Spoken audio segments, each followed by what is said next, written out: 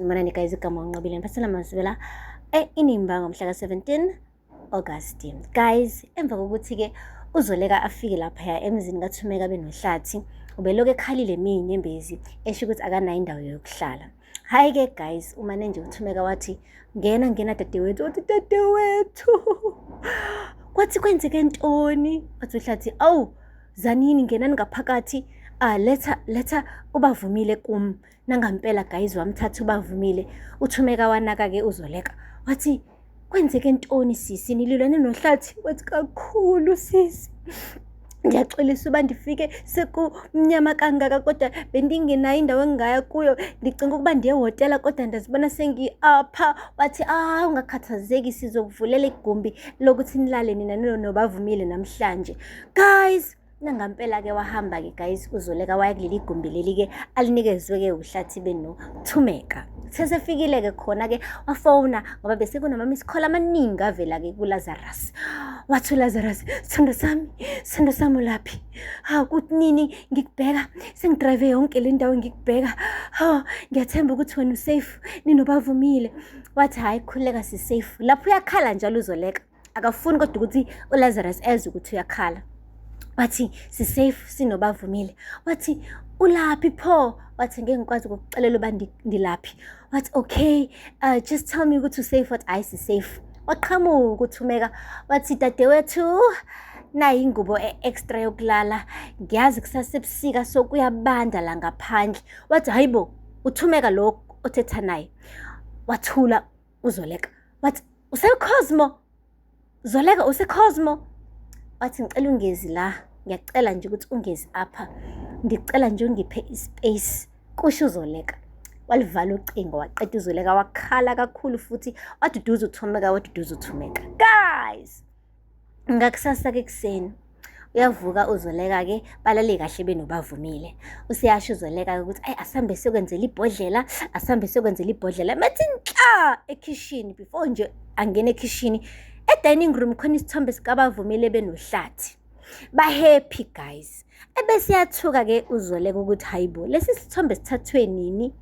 Ngoba yena akakhumbuli nje emva kokuthi uhlathi entshontshe ubavumile baleka naye bemvumela ukuthi aphinde agone ubavumile. Nje usuku lokuqala namhlanje beconnecta benobavumile. Then lesi sithombe lesi wasithatha nini?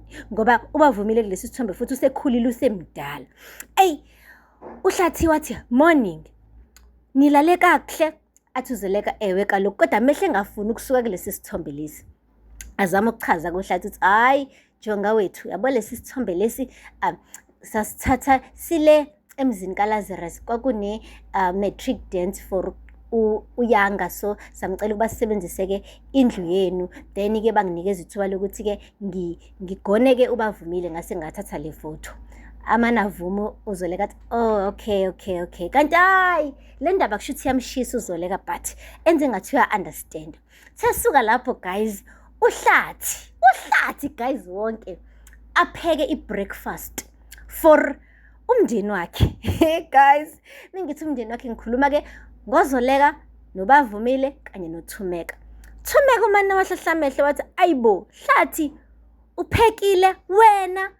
Athi ewe kaloku, yini chini wenza sengathi akusiyona into engikwazi ukuyenza? Athi angikaze ngikubona upheka mina. Wafakaza uZoleka wathi awu nami ngiyaqala ukubona upheka, phela wena ukwazi nanokubhoyila amanzi. Ngikhumbula kahle sisachadile mina nawe, wake wapheka iqanda ngathi ngiyalidla, ngagula iviki lonke. Hayi guys, uThumeka lokho ebuka uhlathi abuka uZoleka, abuka uZoleka. Guys, kubonakala ukuthi la sizoqala ukushuba-ke manje, sizoqala ukuxabana-ke, ubende-ke manje, cause uyabona manje uThumeka ukuthi ngeke. Uhlathi useshintshile manje, ngokufika kaZoleka nje usezenza uMr Nice Guy. Akupheli-ke lapho. Kuthe kusanjalo nje kwabe kungqongqoza-ke umuntu emnyango, wagijima uhlathi wavula, methi nhla, hayibo Lazarus. Guys, uLazarus umane wathi morning, ndize apha ngizolanda umfazi wami nonyana wami. Yabo guys, igama elithi umfazi wami ulishe waligcizelela ukuthi cace kuhlathi ukuthi that woman is his. Wathi ngena ngaphakathi, wathi hey bavu, alright boy. Wathi awuhambe kuyolanda ikhwama, ngizonilanda. wathi bengisebenzela i-breakfast kusho uHlathi. Athi hhayi nalapha emzini wethu likhona i-breakfast. Imagine guys. Sesuka lapho uZoleka wangafuna nje ukulwa naye-ke uLazarus phambi kwabantu. Wathatha iy'khwama baphuma guys. Oqeda wabonga ngokuthi-ke bamvumelelile indlu ukuthi alale-ke ngayizolo. UThumeka benoHlathi. Guys, bathe nje bebefika laphaya emzini wabo. Guys, kwaphinde kwaqala phansi ukuxabana. Lapho ngithi mina uzobalanda ukuze balungise izinto kanti kusazophinda kuliwe guys. Umane nje wathi uLazarus, of all houses obungaya kuzo la eJohannesburg, wena ukhetha ukuba uye Cosmo. Wathi hhayi cha bendiye khona ngoba ngifuna ubuso obufamiliar. Wathi bungaya nje emzini kadadewethu noNceba. Wathi cha bendifuna umuntu omndeni wami. Wathi kusukela wena uwumndeni noThumeka noHlathi. UThumeka-ke nje for that matter please. Ngiyazi ukuthi anizwani ngaleyo ndlela. Wathi lalela la. Ngithe kuwena ngize la ngoba sizolungisa izinto. Makuthi uzoqala phansi silwe ngamane ngiphinde emuva. Wathi lalela la. Ngifuna ukwazi mina ukuthi kutheni uthathe ubavumile ubumise laphaya emzini we-ex-husband yakho. Kahle kahle wena ubufuna ukudelela mina. Yisho ukuthi lento yenze ngamasibomu.